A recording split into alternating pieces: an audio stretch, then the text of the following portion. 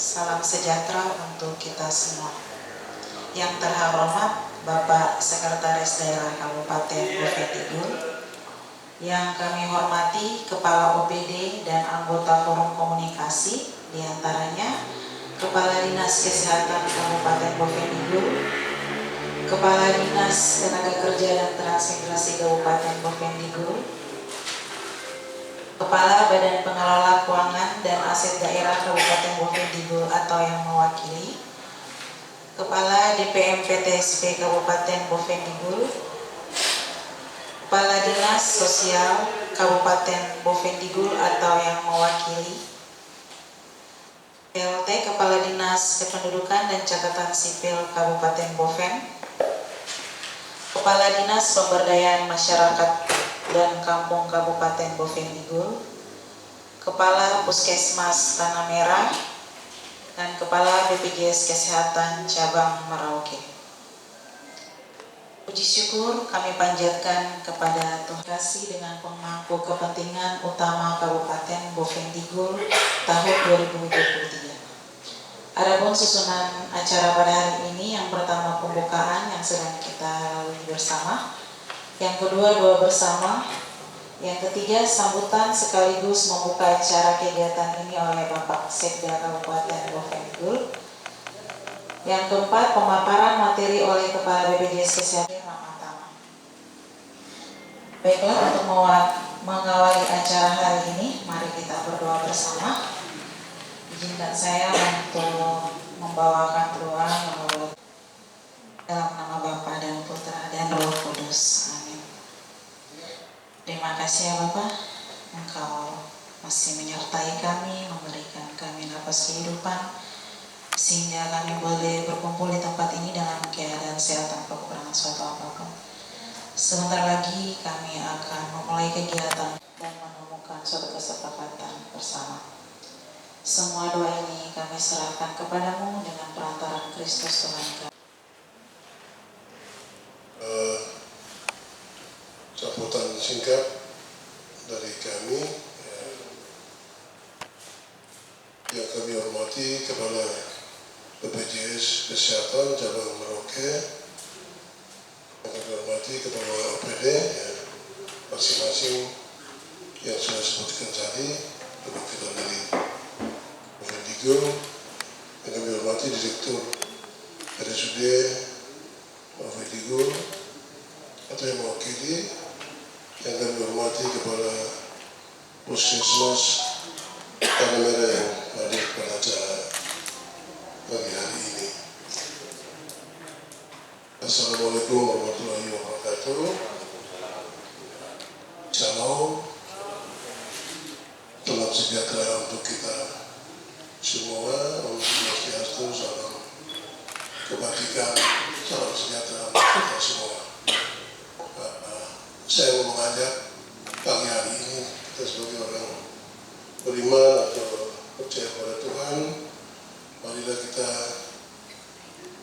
naikkan syukur Tuhan atas kemurahan, anugerah pertolongan Tuhan, sehingga kami sebagai aparat negara, ASN yang dipercayakan oleh negara kepada melayani di Kabupaten Bovendigul ini sampai hari ini sehat, sehingga kumpul untuk melaksanakan tugas-tugas hari ini. Semua kan pertolongan Tuhan, sehingga kami patut untuk mengucap syukur kepada Tuhan.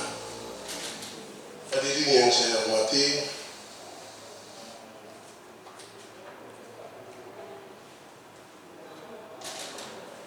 kesehatan merupakan salah satu indikator pembangunan nasional atau sebagai indikator pembangunan manusia dan perekonomian suatu bangsa, pembangunan berkelanjutan atau Sustainable Development Goals atau disingkat SDGs, mempunyai 17 poin yang harus dicapai, di mana salah satu capaian yang ingin diwujudkan pada poin ketiga yaitu universal Head Governing atau disebut UHC dengan memastikan kehidupan yang sehat dan mendukung kesejahteraan bagi masyarakat.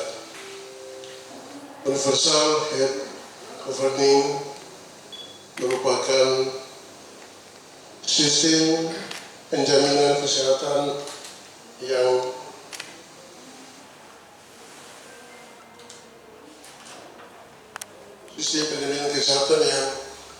memastikan setiap warga dalam populasi memiliki minimal 95% akses yang adil terhadap pelayanan kesehatan, yaitu program JKN atau Jaminan Kesehatan Nasional dan KIS. Pemerintah daerah Bovendigul pada bulan Maret telah mendapat penghargaan Universal Head Government yang langsung diberikan oleh Wakil Presiden dan para menteri. Ini adalah wujud komitmen Pemda dalam mendukung program jaminan kesehatan nasional agar tidak ada lagi masyarakat Bovendigul yang takut untuk berobat karena keterbatasan biaya. Dalam hal ini, Pemda telah menganggarkan iuran bagi masyarakat tidak mampu.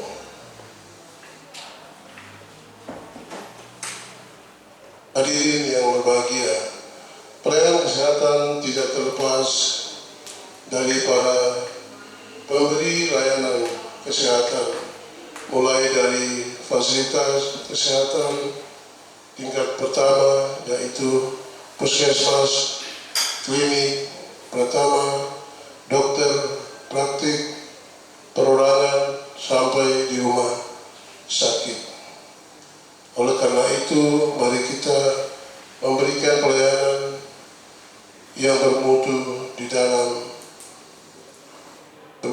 dalam merata tanpa diskriminasi dalam melayani masyarakat kita.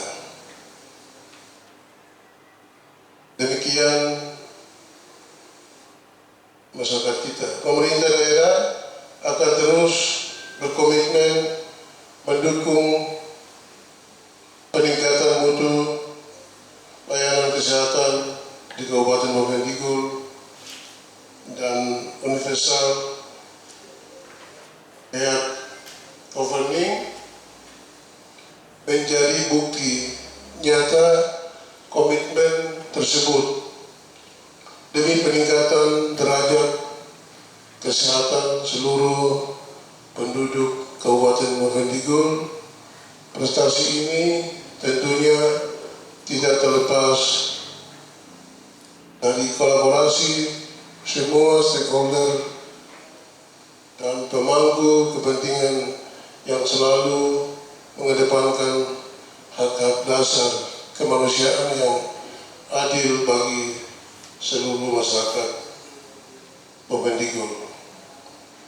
Bapak Ibu yang saya hormati, akhir kata atas nama pemerintah daerah Kabupaten Bovendigul mengucapkan terima kasih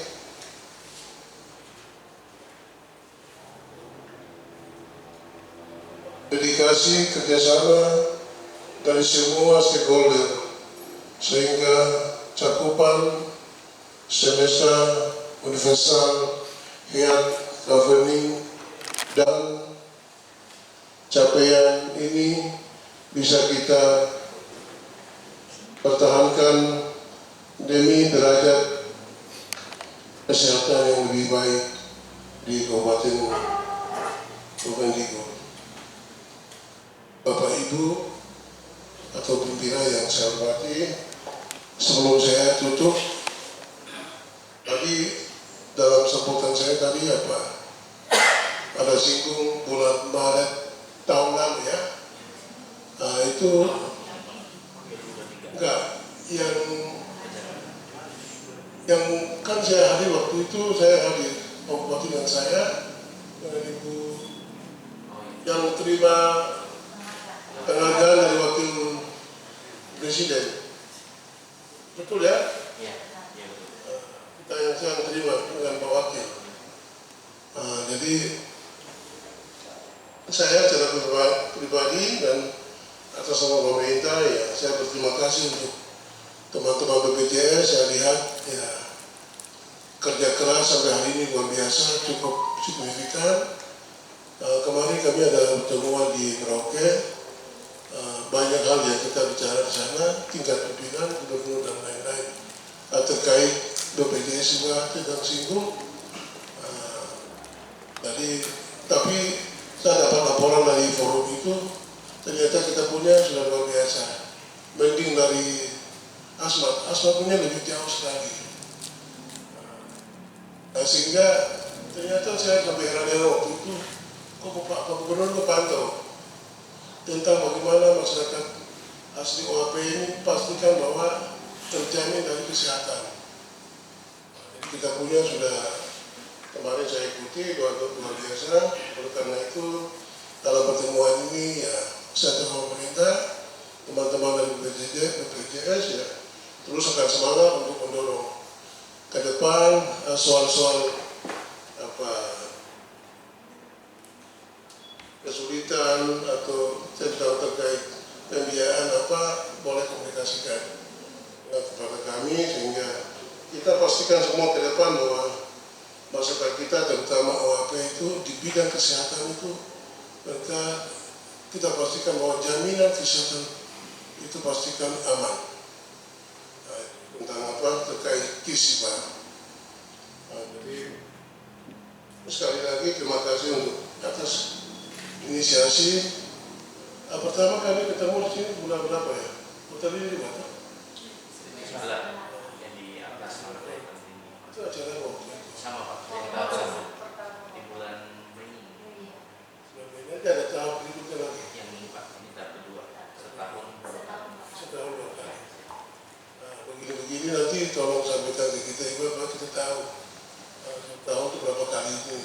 Waktu kepala dinas kesehatan, terus kepala RSUD itu penting. Karena kerjasama kita itu sama-sama kontrol. Dalam rangka kita menaikkan dalam kabupaten ini, kita juga dorong dari BPJS, statistik, dari teman-teman Capil. Ini. Jadi kita dari Pemendikbud ini dari 2012 sampai hari ini daun kita belum pernah naik. Karena itu kemarin Pak Gubernur sampaikan ya BPJS kemudian statistik terus Capil ini data yang ada di Depdagri beda dengan kementerian-kementerian lain. Oleh karena itu ke depan kita akan dorong sama-sama untuk tapi lebih khusus pada bidang kesehatan. Jadi untuk Pemendikbud saya kira BPJS sudah kerja keras untuk ke depan yang kurang-kurang melengkapi pastikan BPJS ini masyarakat mana yang bisa dapatkan. Itu yang nanti kerjasama dengan kepala dinas kesehatan atau dikomunikasikan dengan kepala RSUD. Sehingga kesehatan masyarakat ini terus akan mendorong untuk bicara tentang jaminan kesehatan nasional, terus KIS dan lain-lain. Mudah-mudahan kita juga pertahankan ini supaya kita juga bisa dapat penghargaan seperti itu. Ini tergantung kita saja. Oleh karena itu SDM di BPJS juga, BPJS teman-teman juga nanti lihat. Kan soalnya sekarang ini pertahankan masing-masing rumah tangga. Kemarin kita dapat itu di tingkat pimpinan di Asmat itu memang terlalu jauh sekali harapan dari Pak Gubernur marah Pak dengan sekda kamu kerja apa saja. Itu kan kita malu kalau dapat teguran seperti itu. Tapi kita dapat jangkauan.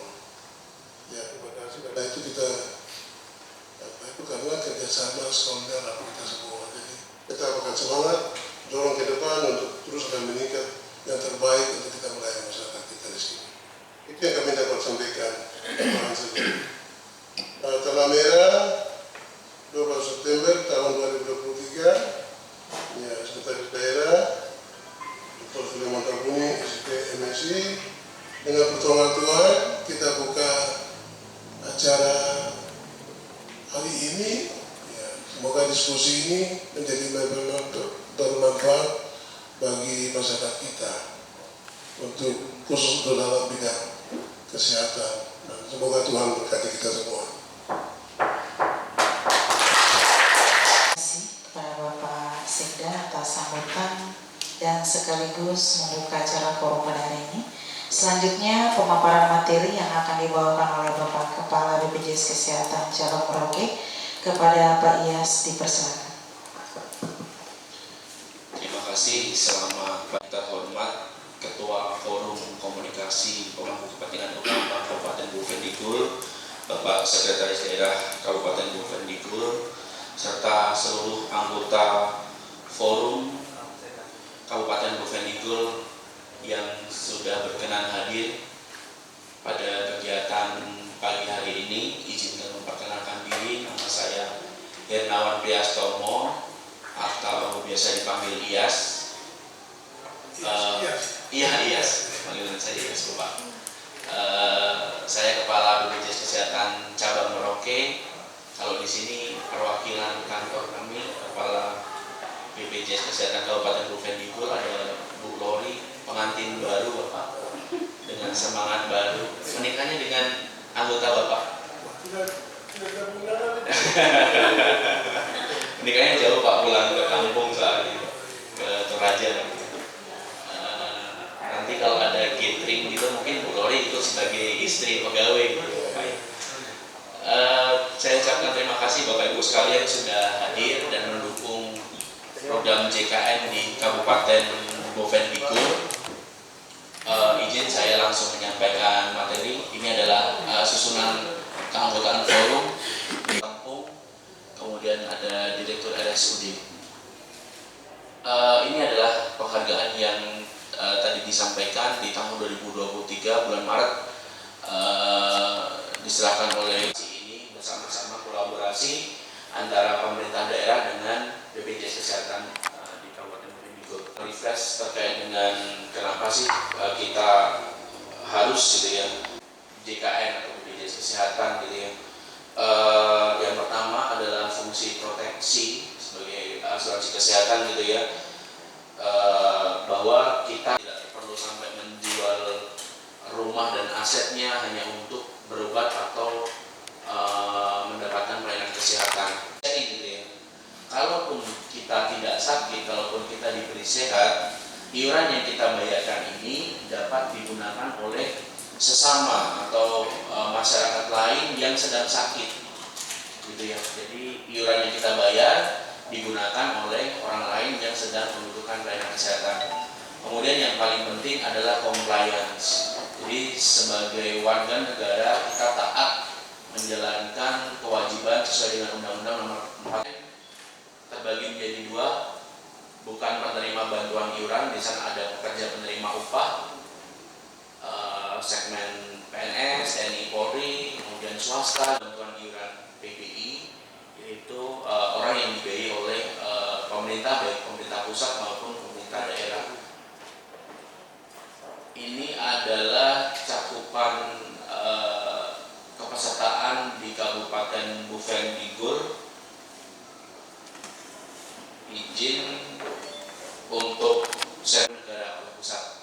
Kemudian ada segmen PBID atau penerima bantuan iuran yang dibiayai oleh pemerintah daerah, baik pemerintah daerah Bovendigul sendiri maupun pemerintah daerah Provinsi Papua Selatan. Jadi sekarang ada kontribusi dari Provinsi Papua Selatan membiayai masyarakat Bovendigul. Kemudian PPNPN, kelompok KP Desa, kemudian pekerja penerima upah badan usaha atau swasta, kemudian ini pegawai negeri, TNI, Polri, bukan kerja, dan peserta mandiri. Peserta mandiri jumlahnya ya cukup sedikit, dari 508 ya Gusti ya. Bovendigul paling tinggi, kedua baru Kabupaten Merauke kalau tidak salah. Jumlah peserta aktif ini penerima bantuan iuran sebanyak 44.978 dan bukan penerima bantuan iuran sebanyak 15.700. Sebesar 67% itu penerima bantuan iuran baik pemerintah pusat, Pemda Bovendigo maupun Pemprov Papua Selatan. 24% adalah sisanya seperti itu. 3,5%. Berikutnya menyusul adalah dari, inilah yang paling penting gitu ya, bahwa peserta penerima bantuan iuran yang dibiayai oleh pusat itu tinggal 33.223, artinya turun sekitar 2.500-an dinonaktifkan akibat SK Kemensos. Mungkin dari Dinas Sosial lebih paham terkait dengan SK Kemensos ini. Jadi start Januari sampai dengan sekarang bulan September itu ratusan peserta PBIJK yang dibiayai oleh pusat, yaitu usulan penonaktifan berdasarkan hasil verifikasi dan validasi Dinas Sosial, diantaranya adalah meninggal, data ganda, kemudian peserta pindah segmen seperti sudah bekerja, kemudian menjadi peserta mandiri dan lain sebagainya. Dari Kemensos nanti dilakukan verifikasi dan dilaporkan ke Kementerian Kesehatan dan akhirnya dilaporkan oleh ke BPJS Pusat untuk dilakukan penonaktifan. Keterangan yang ditujukan kepada Kepala BPJS Kesehatan untuk permohonan reaktivasi dapat menghubungi care center atau ini jika ini melalui aplikasi WhatsApp atau datang ke kantor terdekat untuk mengetahui status kepesertaan PBI-nya. Setelah reaktivasi, peserta dapat kembali ke Vaskes tingkat pertama atau rumah sakit untuk melaporkan bahwa kartunya sudah aktif kembali. Kalau mungkin teman-teman akan timbul keluhan karena sebelumnya bisa berobat, tiba-tiba bulan ini nggak bisa berobat, apalagi peserta yang mungkin berobat rutin atau penyakit kronis yang itu yang cukup kasihan gitu. Berikutnya validitas data nih gitu ya, izin untuk Dukcapil gitu ya. Validitas data nih yang masih belum valid, ini belum valid itu di Kabupaten Bovendigul ada 190-an gitu ya. Dan Kabupaten Bovendigul ada 5, datanya itu belum ada NIK-nya gitu. Dan ini kami breakdown dari 190 ini kami breakdown per kecamatan. Yang paling tinggi adalah Kecamatan Jair ya, izin. Dan Mandowo yang NIK-nya paling banyak belum valid. Ya.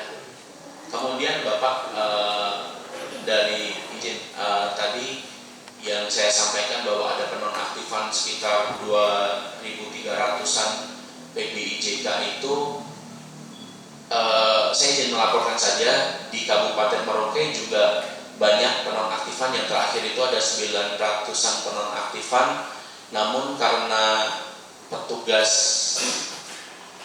operator 6NG melakukan entrian di 6NG sebagai daftar tunggu, maka peserta yang ada di daftar tunggu itu dialihkan atau didaftarkan baru oleh Kemensos untuk menggantikan. Jadi walaupun banyak yang keluar dinonaktifkan, banyak juga yang masuk.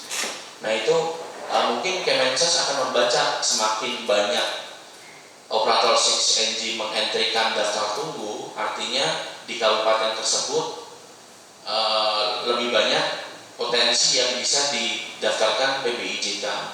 Izin untuk wilayah Provinsi Papua Selatan sendiri terbilang cukup rendah untuk proses entry 6NG oleh operator 6NG. Yang paling tinggi itu di Kabupaten Merauke, walaupun sebenarnya masih jauh jumlah entriannya dibanding kalau secara nasional paling tinggi itu di Jawa Barat. Daftar tunggunya itu sampai 1 juta, sehingga ketika dinonaktifkan oleh Kemensos yang tadi sudah dientrikan itu dapat menggantikan Pak. Jadi mungkin seperti itu. Kalau dinilai, kalau dilihat tidak ada dientrikan, ya berarti mungkin logiknya membaca bahwa di sana tidak perlu ditambahkan peserta baru untuk menggantikan PBIJK yang nonaktif. Ini adalah alurnya. pengentrian SIS-NG oleh petugas yang potensi atau usulan data, dilakukan verifikasi dan validasi oleh dinas sosial. Kalau layak dimasukkan data sesuai template, bisa proses uploadnya manual atau dengan format migrasi, kemudian membuat lembar pengesahan kepala daerah dan upload lembar pengesahan dan ambilan data. Nah, ini yang cukup sedikit sekali daftar tunggu yang masuk di SIS-NG-nya Dinsos Bufendikbud Pak, baru 1 gitu ya. Kalau tadi yang saya sampaikan di Jawa Barat itu bisa sampai 1 juta, gitu. Di Merauke sampai 500. Dinsos ini baru izin baru 1 Pak, 1. Kalau misal semakin banyak di sini di entry, bisa jadi semakin banyak dinas sosial untuk lebih proaktif mungkin ya, mohon izin melakukan pengentrian SIS-NG-nya supaya peserta kita tadi yang awalnya 35.000 menjadi 33.000 bisa digantikan begitu Bapak. Jadi kita kebagian jatah PPIJK-nya, kurang lebih seperti itu bahasanya. Yang UHC-nya sudah non-cut off. Non-cut off itu hari ini dia didaftarkan, hari ini juga aktif Bapak. Kalau yang cut off adalah hari ini didaftarkan, bulan depan baru aktif. Manfaatnya terasa bagi mungkin rumah sakit ya, kalau bisa peserta yang mendapatkan membutuhkan pelayanan emergensi datang ke rumah sakit belum punya BPJS kesehatan, didaftarkan bisa langsung aktif. Nah, itu mungkin mengurangi juga keluhan-keluhan yang ada di rumah sakit Bapak. Kalau misalnya non-cut off, hari ini didaftarkan, bulan depan baru aktif, artinya saat itu mungkin tidak bisa memakai BPJS-nya, tidak dibiayai oleh BPJS seperti itu. Tapi kalau dengan non-cut off ini membantu pelayanan kesehatan meminimalisasi keluhan peserta yang belum punya BPJS kesehatan atau BPJS-nya non-aktif gitu ya Pak ya. Ketika dilaporkan ke kami bisa diaktifkan kembali untuk dimasukkan ke PBI APBD-nya dan mendapatkan pelayanan di rumah sakitnya. Untuk wilayah Papua Selatan ini ada Kabupaten Bufendikbud yang pertama, kemudian Provinsi Papua Selatan sudah UHC non-cut off juga, dan yang paling baru adalah Kabupaten Merauke. Namun izin Bapak, ada kebijakan baru dari pusat terkait dengan UHC non-cut off ini. Saat ini memang Kabupaten Bufendikbud sudah UHC non-cut off, tapi mulai tahun depan ada ketentuan baru terkait dengan UHC non-cut off, yaitu capaian UHC minimal 95% untuk penduduk. Kita sudah memenuhi itu Bapak. Pemda memiliki ketersediaan anggaran iuran dan bantuan iuran. Kemudian Pemda tidak memiliki tunggakan sampai dengan periode tagihan iuran terakhir. NIK peserta dipastikan valid pada Dukcapil Pusat dan adanya PKS, dan Pemda bersedia mendaftarkan seluruh penduduk dengan KTP elektronik termasuk baru lahir. Dan yang baru, yang warna merah ini, izin tingkat keaktifan peserta minimal 75%. Kemudian batas toleransi penonaktifan maksimal 1%, dikecualikan yang dinonaktifkan oleh pusat. Dan keaktifannya 77. Kalau tadi batas minimalnya ada 75. Bufendikbud di sini sudah tercapai Pak. Bufendikbud sudah lebih dari 100% UHC dan keaktifannya 90 berapa tadi? 93. Artinya tahun depan keaktifan Bufendikbud itu maksimal turun adalah ke 92. Tidak boleh turun tiba-tiba nonaktifnya menjadi 80 seperti itu Pak. Jadi harus dijaga penurunannya itu maksimal 1%. Nah ini, kalau tadi penurunannya maksimal 1%, kemudian ada upaya mencapai ke hanya segmen lain selain yang dinonaktifkan oleh pusat. Karena kalau dihitung dari pusat, penurunannya selalu aktifannya lebih dari 75%, juga penurunannya tidak boleh lebih dari 1%. Artinya dengan cut off yaitu baru aktif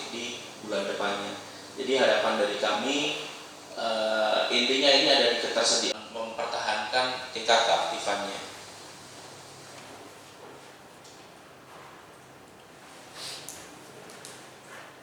Ini adalah terkait dengan regulasi bantuan iuran untuk PNS.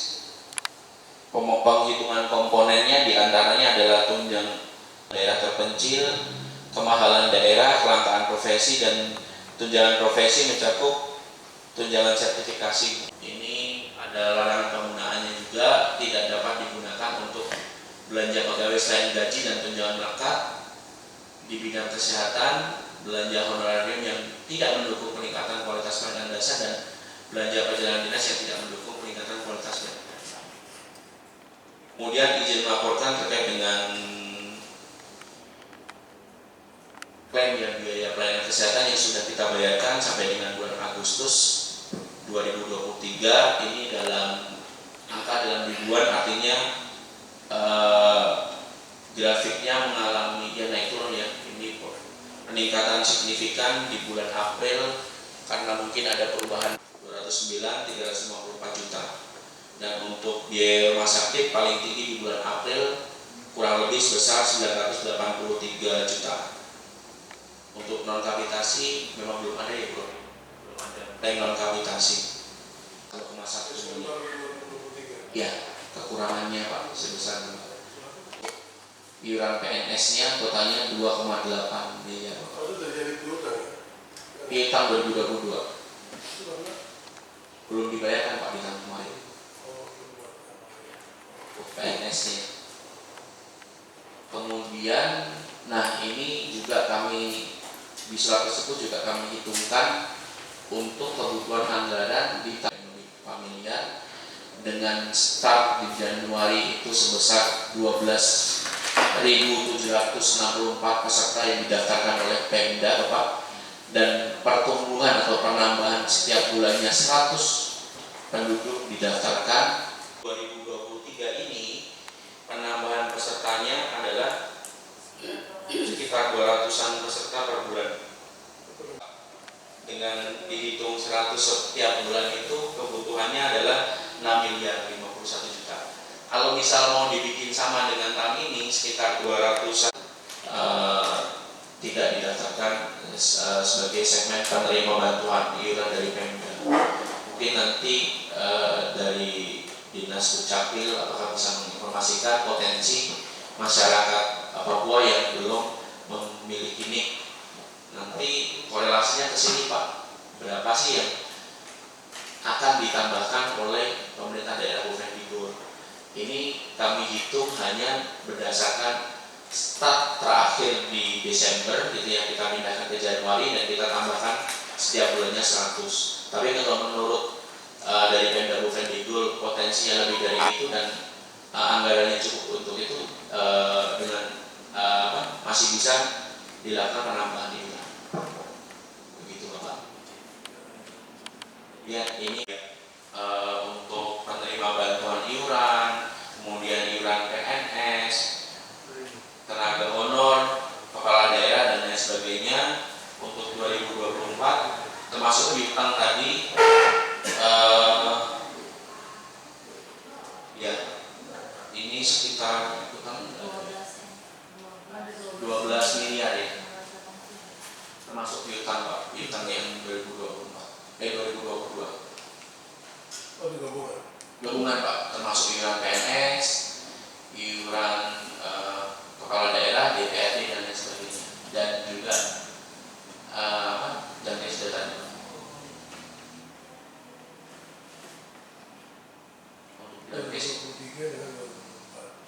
Ya, piutang dan juga 2024 saja.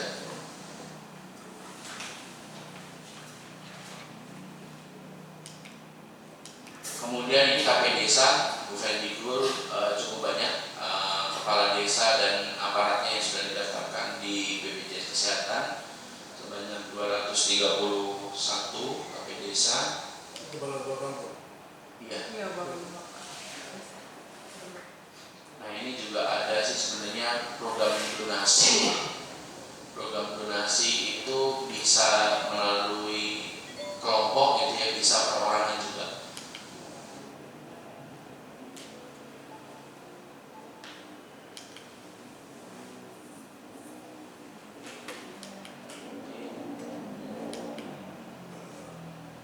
Untuk PPNPN juga ini sudah ada potensi di Gofendikbud sendiri. Formasi P3K guru sebesar 439, tenaga kesehatan 94, tenaga teknis 15 dengan total 548 dengan kebutuhan anggaran sebesar 5,8 miliar gitu ya. Kalau kita hitung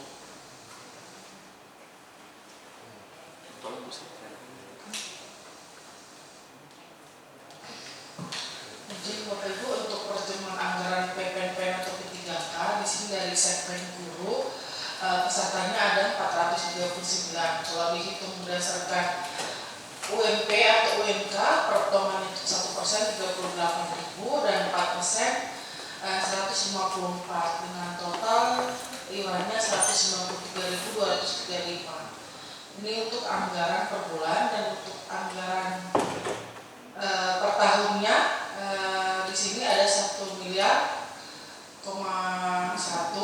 dan untuk P3K ada 94 peserta dengan UMK sama dan potongannya sama 1% dan 4%, dan untuk iuran per jiwa dan iuran per bulan dan iurannya per tahun dengan total per tahun 217 juta, dan untuk P3K dari teknisi ada 15, UMP-nya 3,8 bersama dengan iuran 1% dan 4% 193.235.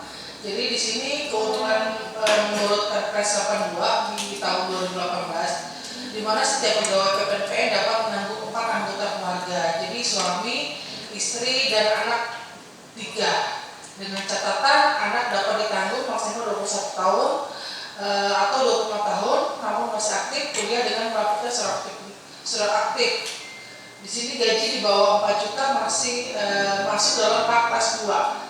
Dan kalau gajinya 4 juta ke atas, dia masuk di hak kelas 1. Jadi sebenarnya kalau untuk P3K ini lebih murah. Dia sudah 4% dibayar oleh pemerintah daerah dan 1% dari si pekerjanya. Jadi dia sudah ikut dengan 4 anggota keluarga. Jadi apalagi di sini kan P3K baru masuk ya sepertinya. Karena kalau saya info dari provinsi kemarin di beberapa kabupaten pun juga P3K-nya udah didaftarkan. Jadi izin Bapak Sekda, kalau pesertanya sudah bekerja sebagai PPNPN maupun P3K, seharusnya mereka ini tidak layak lagi menjadi peserta penerima bantuan iuran yang tadi Bapak. Kuotanya bisa digantikan masyarakat lain yang belum, mungkin yang kurang mampu seperti itu. Dan iurannya ini sebenarnya murah. Untuk pekerja dipotong 1% itu sebesar 38.600 itu sebulan Bapak. Itu sudah include istrinya atau suaminya dan 3 orang anak. Dibanding dia membayar mandiri untuk 1 orangnya 35.000 bisa di kelas 3. Dan ini haknya sudah di kelas 2 kalau misal gaji yang dilaporkan di bawah 4 juta, bukan lagi kelas 3 gitu. Dan 4%-nya yang dibiayai oleh pemberi kerjanya sebesar 154.000 sebulan. Nah ini hanya total selama 1 tahun gitu ya Pak ya. Dibagi oleh jumlah peserta, ini belum termasuk 3 orang anak dan suami istrinya. Jadi angka segini itu bisa menanggung jumlah peserta ini dikali 5 ya kalau misal 1 suami atau istri dan 3 orang anaknya. Tapi kan mungkin tidak semua P3K atau PPNPN itu sudah menikah atau sudah memiliki 3 orang anak, karena pemotongannya lajang dan berkeluarga itu nominalnya sama. Kemudian izin saya sedikit sharing, kemarin sudah dilaksanakan launching program pesiar petakan sisir, advokasi dan registrasi sudah ada nota kesepakaman antara Direktur Utama kami dengan Menteri Desa PDTT Bapak Iskandar gitu ya. Launchingnya tanggal 30 Agustus kemarin di Jombang. Untuk saat ini di wilayah kerja kami baru di Kabupaten Merauke saja, di Kelurahan Rimba Jaya yang melakukan PKS pesiar. Nah, barangkali nanti di Bufendikbud ada desa yang didaftarkan untuk mengikuti program pesiar bisa juga. Jadi adanya peran aktif dari desa untuk menyisir seluruh warganya, apakah sudah ber-JKN atau belum, kemudian nanti dilakukan advokasi. Semua segmen Bapak bisa didaftarkan ke penerima bantuan iuran, atau kalau misal termasuk mampu bisa mendaftar mandiri. Kalau misal orang tuanya sudah bekerja tapi anak-anaknya belum didaftarkan, itu juga bisa dilaporkan ke kita, karena seharusnya dari orang tua yang bekerja itu anak-anaknya sudah tercover sekalian. Kurang lebih seperti itu yang sudah terdaftar, Pak. Ini mungkin nanti di Bufendikbud sepertinya di tahun depan sudah diwajibkan untuk seluruh desa mengikuti program pesiar oleh Kemendes PDTT, informasi trafik seperti itu.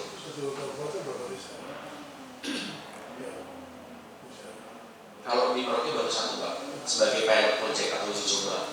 Kalau informasi dari Pak Menteri kemarin harusnya semua desa harus mengikuti program pesiar. Jadi peran dari aparat desa untuk menyisir warga-warganya yang belum memiliki JKN gitu, Pak, untuk didaftarkan.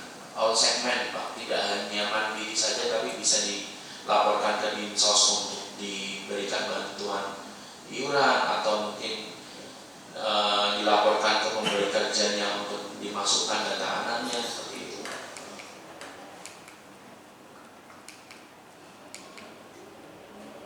Nah, ini yang tadi saya sampaikan, setiap bulannya itu selalu ada penonaktifan dari Mensos, Pak, Kemensos, SK-nya ini penonaktifan. Start kita di 35.900, sekarang di bulan September itu tinggal 33.500. Ada 2.500-an, 2.400, 2.500 yang sudah nonaktif. Kita tidak tahu lagi nanti di bulan Oktober sampai dengan Desember apakah ada penonaktifan lagi. Nah, harapannya dengan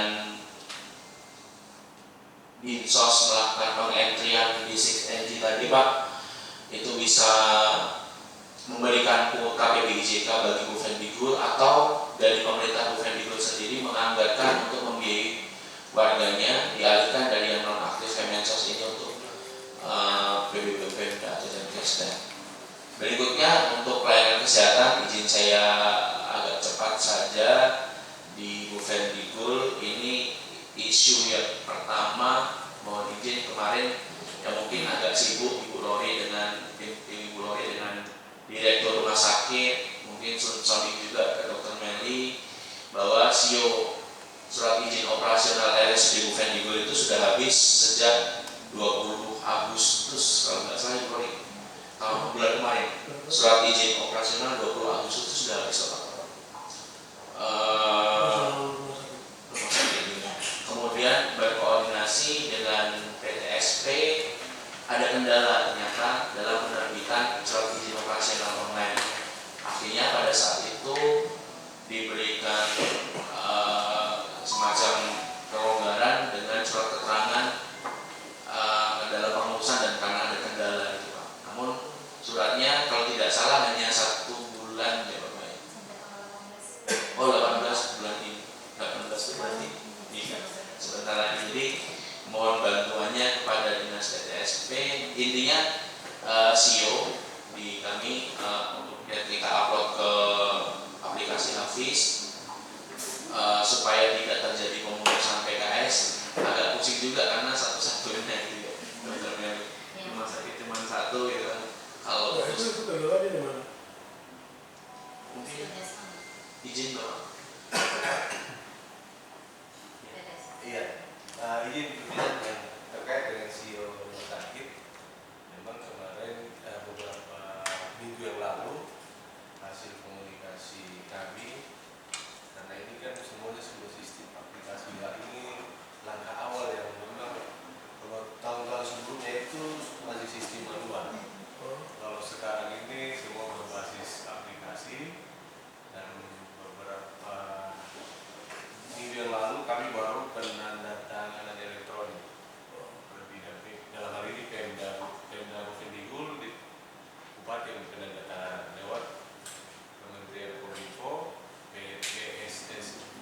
Oh, kembali ke kota itu. kemarin itu. Oh, iya. Jadi baru selesai, Pak. Jadi mudah-mudahan dalam waktu dekat ini kami diskusi lagi dengan teman-teman di perizinan bahwa ini tidak bisa kami biarkan, ini harus kami ambil langkah-langkah untuk CEO ini bisa ada. Mudah-mudahan sebelum surat keterangan itu habis sudah bisa kami jawab. Saling mengerti, Pak. Ya, sekali baru ya. Iya. Ini bicara dengan Iya. kesehatan ini. Mudah-mudahan. Baru-baru di Jakarta dia. Iya, Pak. Kalau baru di Jakarta ya. Iya. Oke, terima kasih. Mohon bantuannya Bapak Kadis untuk CEO-nya, apakah itu nanti keluaran dari saya lupa aplikasi OSS atau manual, yang penting aspek legalnya itu terpenuhi. Kemudian akreditasi juga setahu saya on proses untuk RSUD. Ini akreditasi juga surat dari Kemenkes terakhir itu sampai dengan Desember 2023, artinya tahun depan itu wajib akreditasi. Kemudian untuk FKTP yang belum memiliki jaringan itu sebanyak 19 ya bro. Non-Jarkomdatnya 19 ya. Mungkin nanti mohon bantuannya Pak, apakah bisa disediakan jaringan melalui Kominfo di FKTP tersebut di Kemendikbud. Kita baru ada 5 FKTP yang memiliki jaringan internet. Iya. Kepala OPD yang sudah hadir pada kesempatan siang hari ini, pagi menjelang siang, dan juga Kepala BPJS dari Bake dan juga Kepala BPJS dari Kabupaten Ovidi. Baik, untuk masalah pelayanan di Puskesmas Tanah Merah terkait dengan BPJS, dan ini yang biasa menjadi masalah dalam pertemuan evaluasi per 3 bulan ya Ibu Novia. Ini masalah pelayanan di kami Puskesmas Tanah Merah ini menyangkut Vaskes luar. Vaskes luar artinya bahwa yang bukan Vaskes Puskesmas Tanah Merah. Jadi ini di Tanah Merah ini semua distrik ada di sini, ya, sehingga yang datang berobat itu rata-rata dari distrik luar, sehingga kesempatan berobat untuk peserta Vaskes yang ada di dalam kabupaten ini akhirnya kadang tidak dapat giliran begitu, sehingga mungkin pada kesempatan ini saya ingin sampaikan karena ini menjadi kendala kami dari kalau boleh tiap hari ya, yang kami selalu hadapi, sehingga kadang kalau dievaluasi saya sampaikan mungkin kepala-kepala distrik bisa mengkoordinir masyarakatnya seperti itu, sehingga kami dalam pelayanan ini juga tidak mengalami kendala sampai harus kadang kami itu bakal lain, begitu minta maaf ya saya harus sampaikan karena aturan BPJS itu 3 hari saja kami melayani untuk Vaskes luar, tapi yang nyatanya kadang kalau saya sudah ini ya, kita di Puskesmas ini seperti pelayanan pengobatan massal begitu, karena tiap hari kami melayani lebih dari 100 bahkan 150 pasien bahkan lebih, sehingga tadi disampaikan kami punya 4 dokter, betul, kita ada 4 dokter, 3 dokter umum, 1 dokter gigi. Namun kita ini Puskesmas, jadi ada pelayanan dalam gedung dan juga pelayanan luar gedung yang tiap bulan kami harus layani antara kemudian posyandu lansia, kemudian bahkan karena ini daerah kabupaten ada ada kegiatan-kegiatan yang dari dinas-dinas terkait, nah itu harus kami layani sehingga dalam evaluasi sebelum-sebelumnya saya sudah sampaikan, mungkin karena saya sudah sampaikan di kepala dinas kalau boleh dibuatkan satu puskesmas lainnya seperti itu supaya mempermudah akses masyarakat untuk mendapatkan layanan. Dan itu sempat dievaluasi 3 bulan kemarin saya sudah sampaikan juga supaya mungkin dibuatkan puskesmas satu lagi biar pelayanan jangan bertumpuk di sana. Kenapa di Merauke saja ada beberapa puskesmas ya kayak di dalam kota. Nah kemudian kami di Tanah Merah itu cuma 1. Dan saya lebih kurang sudah 4 tahun ya sebagai kepala puskesmas ini kendala yang sama seperti itu. Sehingga kesempatan ini mungkin ada fungsi dan menurut saya yang terbaik itu mungkin ditambahkan 1 puskesmas lagi dengan mungkin berbagai kajian yang ada sehingga itu bisa terrealisasi. Kemudian yang berikut masalah kami punya bangunan puskesmas ini.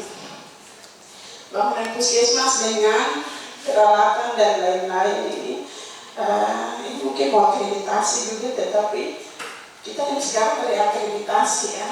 Jadi kita sudah akreditasi 2017, sekarang nanti kita bulan November kita mungkin nanti diakreditasi lagi, tetapi kami terkendala dengan kita punya fasilitas ya. Mungkin Bapak juga sudah lihat bahwa kami punya puskesmas yang baru ya, yang sudah dari 2020 sana, tetapi belum terpakai sampai sekarang ini, sehingga ini menjadi kendala kami. Dan bukan hanya bangunan, isi di dalam juga dirusak, sehingga kita terkendala dengan baik bangunan maupun sarana fasilitas di dalam itu kita mengalami kendala, sehingga mungkin di forum ini mungkin ada solusi yang baik bagi kami sehingga besok pada saat akreditasi mungkin ya kita bisa terakreditasi juga dengan baik. Nah, mengingat kami sudah reakreditasi bukan awal akreditasi seperti begitu. Jadi mungkin itu saja yang saya sampaikan pada kesempatan ini. Nanti kalau ada pertanyaan atau masukan, nanti mungkin saya akan. Ibu itu langsung ya? Yang sama ini gimana dong? Belum tahu puskesmas. Iya, selama ini tuh di belakang puskesmas yang baru di belakangnya lebih kurang mungkin sekitar 30-50 meter ya dalam. Yang gedung yang tutup itu di belakangnya? Di belakang puskesmas lama. Puskesmas lama. Bukan puskesmas baru, puskesmas lama itu yang dipakai. Puskesmas lama yang dipakai dan menurut saya itu sudah layak, karena itu sudah sekitar 30 tahun kan. Yang depan itu kan baru toh? Iya, yang sementara tutup ini. Iya. Karena persoalannya tumbuh sekali kita. Iya, itu lagi. Ya, baik Ibu Kepala Puskesmas ya, memang di mana-mana itu puskesmas kota itu atau di bawah rumah sakit itu puskesmas kota itu. Saya jujur pemerintah tidak pernah duduk baik-baik, duduk sama-sama. Masalah ini mungkin ada teman-teman DPR juga kita semua duduk. Solusinya kira-kira harus selesaikan ini puskesmas ini. Kalau Ibu tadi saya memberitahu itu, memang kita harus cepat selesaikan dan gedung itu kita pergunakan. Sayang kalau gedung sudah bagus, terus tutup lama, apalagi itu puskesmas kota ini. Saya takut nanti ada tamu dari Jakarta datang orang dari kementerian, kalau tutup begitu pertanyakan loh ini kenapa pemerintah tidak, nanti kita pemerintah sendiri akan malu. Terutama saya kira baru kita akan mendorong itu supaya nanti Bu Kadis bantu kita supaya masalahnya ada di mana, ya. Kita segera selesaikan itu supaya ke depan dari situ kita bisa tingkatkan. Selain dari itu yang mau tanya sekarang, itu puskesmas itu tadi Ibu bilang itu apa macam peserta berobat dari menggunakan BPJS itu satu hari itu ada jatahnya, misalnya BPJS itu berapa peserta harus bayar jumlah orang. Iya, baik. Bisa batas tidak? Jadi sebenarnya itu tidak boleh ada batasan. Dalam pelayanan itu sampai tadi sudah disampaikan kepada BPJS bahwa tidak boleh ada batasan seperti begitu. Sehingga kami melihat juga efektivitas dari dokter. Jangan sampai error ini. Satu dokter tidak mungkin melayani atau dua dokter tidak mungkin melayani sampai 300 pasien. Seperti begitu. Berarti itu bisa diagnosa salah. Saya sendiri sebagai dokter juga. Kadang kita sambil menulis itu tangan dia bentar juga karena terlalu melayani banyak pasien. Jumlah kehadiran itu banyak ya? Iya. Nanti coba nanti sering mungkin kalau hari Senin, Selasa bisa makanya mampir ke kami punya puskesmas dan mungkin masih dan kondisi pasien itu seperti apa. Saya sendiri kadang pikir, kan kalau prinsip dari kesehatan itu kan semakin sedikit orang datang berobat ke puskesmas, berarti semakin berhasil kan kita punya pelayanan kesehatan. Tetapi yang terjadi ini tidak, tiap hari itu selalu saja pasien banyak. Nah, pasien banyak ini karena dari luar, dari distrik luar, dari dari daerah di atas, dari daerah di tanah. Padahal di sana juga kan ada puskesmas juga. Betul. Nah, seperti mereka itu. cari daerah lebih bagus mungkin. Kadang mereka di sini karena jadi anak sekolah katanya. Karena di sana akses sekolah juga katanya tidak ada guru, sehingga anak-anak itu dibawa datang sekolah di sini. Akhirnya semua masyarakat orang tua itu juga ada di tempat sini. Karena di sana menurut karena kami biasa tanya karena semua datang sekolah di sini anak-anak itu. Di distrik sana tidak ada guru yang mengajar begitu. Nah, jadi ini masalahnya kompleks juga. Seperti begitu Bapak. Jadi kalau BPJS, aturan BPJS itu untuk vaskes luar misalnya vaskes dari yang di rumah, kami hanya boleh layani 3 kali. Begitu. Setelah 3 kali dia harus ganti vaskes, harus pindah ke puskesmas lampu merah misalnya. Kalau dia tidak urus, berarti kita tidak akan layani. Tapi yang terjadi kita sama-sama ini orang Papua, makanya tidak mungkin kita orang yang sudah sakit kita tolak. Jadi akhirnya ya semua tetap kita layani. Tambah lagi misalnya kita punya perda untuk retribusi tidak ada. Maksudnya supaya mengontrol pengendalian ini terhadap pasien yang datang. Karena kalau kita punya orang kan, kalau gratis kapan saja mau datang jam 12 juga datang seenaknya. Padahal mereka tidak pikir bahwa kami juga punya aturan. Loket tutup itu jam 11, begitu. 11. Tapi jam 11 pagi itu loket, tetapi pelayanannya tetap sampai selesai begitu. Sehingga mungkin perda juga memang harus dibuat untuk retribusi. Dan kemarin kita kepala puskesmas beserta dinas kita sudah coba susunnya di dinas kemarin kalau tidak salah 3 minggu lalu. Mudah-mudahan itu bisa didorong sehingga pengendalian ini ada seperti begitu. Mungkin bukan kita tarik misalnya langsung 50.000 tidak, loket 2.000, nanti pemeriksaan darah 10.000, macam-macam begitu supaya ada pengendalian begitu. Ini kemarin kami evaluasi juga di BPJS ini kan kita sudah bicarakan hal itu ya Ibu Lori ya. Mungkin seperti itu yang saya bisa jelaskan. Terima kasih. Dulu sama-sama diskusi begitu soal-soal seperti itu. Iya, untuk masalah ini kan kalau BPJS yang kita butuhkan begitu. Ya itu saja. Harapan Ibu apa?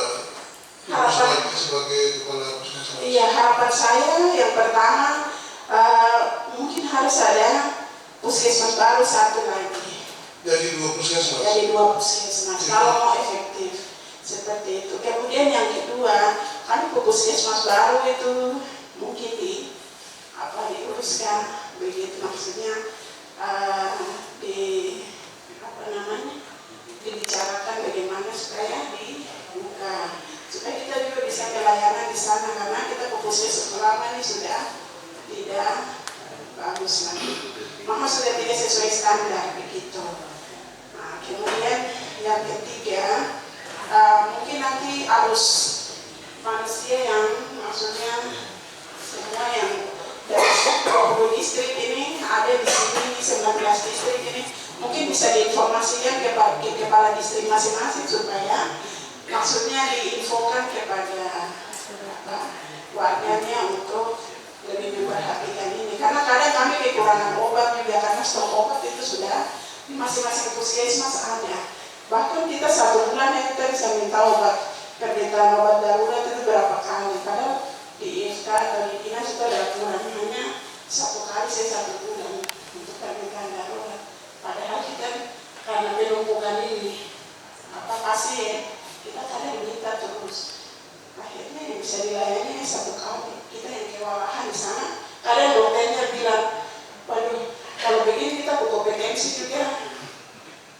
Makanya dikatanya dokter bisa lari itu.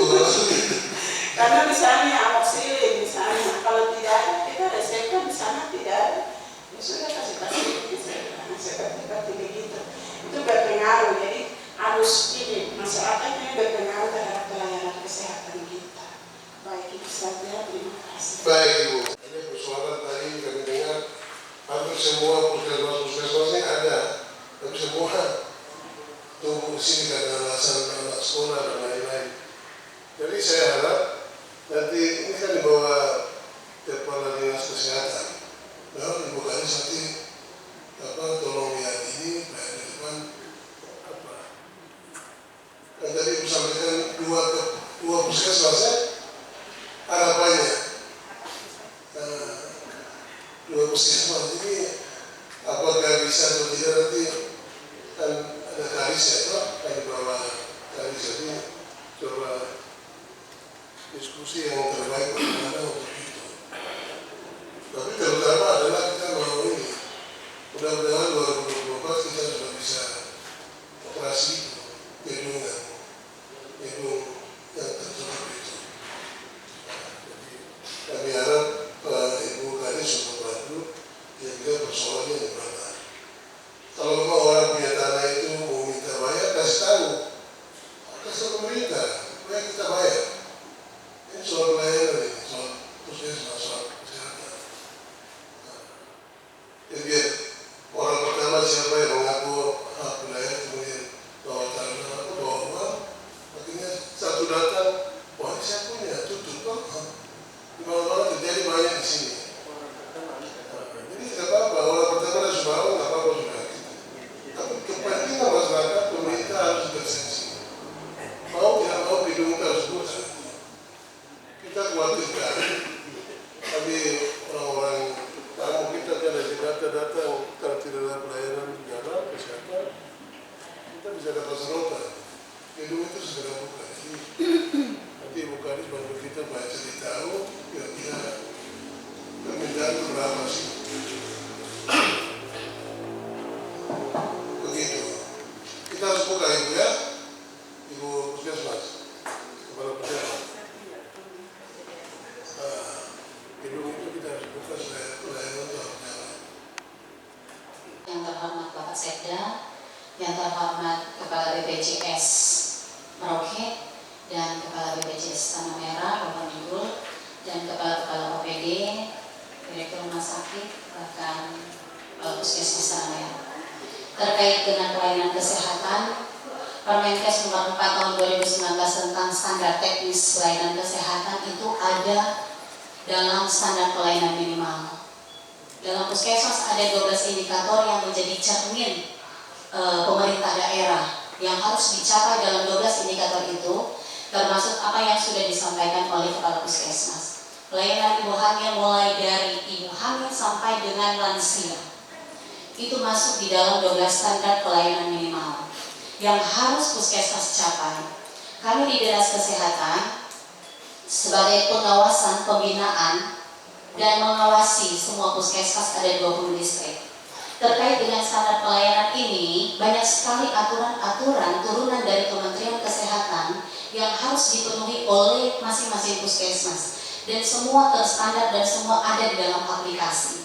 Sehingga 12 indikator yang harus mereka capai mulai dari pelayanan ibu hamil sampai dengan pelayanan lansia sampai dengan pelayanan penyakit tidak menular dan penyakit menular, semua harus masuk di dalam aplikasi ketika mereka melakukan pelayanan. Nah, aturan-aturan inilah yang sangat membebani puskesmas. Dengan kategori puskesmas yang ada di distrik terpencil dan ada di perkotaan bahkan di pedesaan, mereka harus mencakup aplikasi dan harus mencakup semua standar pelayanan minimal ini, sangat memberatkan mereka sebetulnya. Dan ini sudah kami sampaikan ke Kementerian Kesehatan. Namun mau tidak mau, kami harus beradaptasi dengan situasi-situasi itu. Terkait apa yang disampaikan oleh Kepala Puskesmas tentang pelayanan yang mereka lakukan sampai mereka hampir tidak mampu untuk melakukan pelayanan, iya, saya bilang iya benar. Dan kami sering kali berdiskusi dengan Kepala Puskesmas. Banyak kali kami duduk, kami panggil untuk bagaimana mencari solusi seperti itu. Karena sebagian besar yang mereka layani bukan vaskesnya Tanah Merah. Yang mereka layani adalah vaskes-vaskes di luar Tanah Merah. Pertama, itu akan membebani, pertama adalah pelayanan pengobatan. Obat-obat yang sudah kami bagi-bagikan untuk puskesmas sesuai dengan rencana kegiatan anggaran, akhirnya di puskesmas akan expired. Kenapa? Karena di sana tidak ada pasien lagi untuk berobat. Semua tertumpuk di Tanah Merah. Sehingga Tanah Merah yang seharusnya rencana kegiatan anggaran obat yang mereka sudah plotkan, mereka harus meminta lebih, bahkan 10 kali lipat dari anggaran dasar yang sudah mereka anggarkan. Sehingga kami di Dinas Kesehatan mau tidak mau harus menjawab kebutuhan dari puskesmas Tanah Merah. Seperti itu. Nah, kalau bicara mengenai jam layanan, puskesmas Tanah Merah saya pikir sudah melakukan sangat maksimal. Dalam arti jam layanan yang mereka buka, jam pendaftaran sampai jam 11 iya masuk di akal. Karena kalau mereka buka sampai jam 1, mereka akan selesai pelayanan sampai jam berapa? Jam 11 itu ditutup untuk doket pendaftaran, tetapi orang yang menunggu di pusat pelayanan itu ada hampir 200 sampai 300 orang yang harus dilayani oleh paling tinggi 2 dokter saja. Kenapa? Karena mereka sudah ada kegiatan-kegiatan posyandu yang sudah terprogram. Dalam 1 minggu itu ada beberapa posyandu yang harus mereka lakukan. Dan setiap posyandu itu harus ada dokter yang melayani. Sehingga dari 4 dokter ini, mungkin yang tertinggal hanya 1 atau 2 dokter untuk pelayanan. Untuk 200 sampai 300 pelayanan pasien. Dokter yang lain ini melayani posyandu. Kalau tidak ada dokter yang perjalanan dinas, kalau ada dokter yang pelayanan dinas, itu juga akan membebani pelayanan yang ada. Iya kan? Seperti itu artinya kita mencari solusi. Sehingga saya bilang kalau misalnya memang puskesmas Tanah Merah harus mendapatkan penambahan dokter umum, kenapa tidak? Sehingga lebih meringankan pelaku kerjaan mereka. Namun kalau ikut dengan peraturan BPJS 1/5000 seharusnya mampu. Namun karena itu saya bilang, iya, vaskes yang lain yang datang berobat di puskesmas Tanah Merah yang memberatkan puskesmas Tanah Merah. Namun sampai dengan saat ini mereka sebetulnya tidak menolak pasien, tidak sama sekali. Namun itu yang menjadi beban adalah pertama obat-obatan BMHP yang akan menjadi 10 kali lipat. Yang di sana tetap melakukan permintaan obat, tapi akhirnya jatuh-jatuhnya expired juga karena pelayanan di sana orang-orangnya juga tidak begitu banyak. Itu yang pertama. Kedua, mengenai Puskesmas Tanah Merah ini adalah hal yang sangat complicated. Kenapa saya bilang complicated? Ini sebetulnya harus dicari jalan keluar ketika bangunan itu dibangun. Ketika bangunan itu dibangun tahun 2020, prototipe Puskesmas prototipe yang termegah di Kabupaten Bovendigul. Kalau kita lihat dari puskesmas prototipe yang di distrik. Namun itu, kendala-kendala yang dihadapi, akhirnya pada waktu saya masuk di Dinas Kesehatan, kita mencoba duduk bersama, tanya Pak Ibu Kepala Puskesmas, kami beberapa kali memanggil untuk tuan tanah untuk kami duduk bersama untuk mencari solusi-solusi seperti apa. Dan akhirnya ketika kami rapat bersama, kami mendapatkan solusi, kami sounding ke pemerintah tertinggi. Kami sounding ke Pak Bupati, kami menyurat, ada tembusannya ke BPKAD, ada tembusannya ke Bapeda, ke tim TAPD juga terkait itu. Kami mau duduk bersama untuk mencari solusi Puskesmas Tanah Merah. Izin Pak Sekda, pada bulan Juli kemarin dari Kementerian Kesehatan turun untuk melihat Puskesmas Tanah Merah. Kenapa? Karena Puskesmas Tanah Merah pada waktu pembangunan tahun 2020 input dengan alkes di dalamnya sekitar berapa belas miliar, dan itu tidak terpakai dan tidak terakomodir dengan baik. Dalam arti semua alat kesehatan yang ada di dalam puskesmas hilang dan rusak semua. Pada waktu itu dua kali ya saya minta Puskesmas Tanah Merah untuk coba tutup dia punya pintu, dan kami juga sempat minta kepolisian dan Satpol PP untuk turun untuk bisa mengamankan tempat itu karena alat semuanya sudah rusak, kabel-kabel listrik di dalamnya hancur, dan itu sudah didatangi oleh Kementerian Kesehatan.